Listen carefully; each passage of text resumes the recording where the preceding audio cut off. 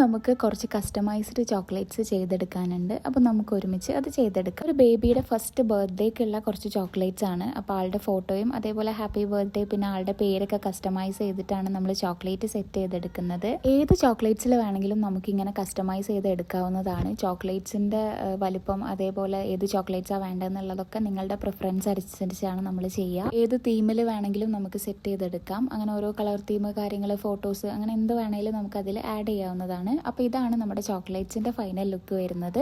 അങ്ങനെ നമ്മൾ അത് മൊത്തത്തിൽ പാക്ക് ചെയ്തിട്ട് നമുക്കത് കൊണ്ടുപോയിട്ട് ഡോർ ഡെലിവറി ആയിരുന്നു. അങ്ങനെ അവരുടെ അടുത്ത് കൊണ്ടുപോയിട്ട് കൊടുക്കാനുണ്ടായിരുന്നു. അങ്ങനെ അതൊക്കെ പെട്ടെന്ന് സെറ്റാക്കി പാക്ക് ചെയ്തതിന് ശേഷം നമ്മൾ ഇറങ്ങിയിട്ടുണ്ടായിരുന്നു. നമുക്ക് അർജൻറ്റായിട്ട് അഫോർഡബിൾ ആയിട്ടുള്ള ഒരു ഗിഫ്റ്റ് ഐറ്റം പെട്ടെന്ന് അവിടെ നിന്ന് തന്നെ സെറ്റ് ചെയ്ത് കൊറിയർ അയക്കാനുണ്ടായിരുന്നു. അത് ഇതുപോലെ ഒരു ക്യൂട്ട് ബോക്സിൽ 2 കസ്റ്റമൈസ്ഡ് ചോക്ലേറ്റ്, ഒരു ക്യൂട്ട് റിംഗ് ആൽബം, പിന്നെ ആളുടെ ഒരു പേഴ്സണൈസ്ഡ് ലെറ്റർ, പിന്നെ ആൾക്ക് ഫേവറേറ്റ് ആയിട്ടുള്ള ഒരു എലൈറ്റിൻ്റെ കേക്കും ആയിരുന്നു. അത് അവിടെ നിന്ന് പാക്ക് ചെയ്ത് കൊറിയർ ചെയ്തു.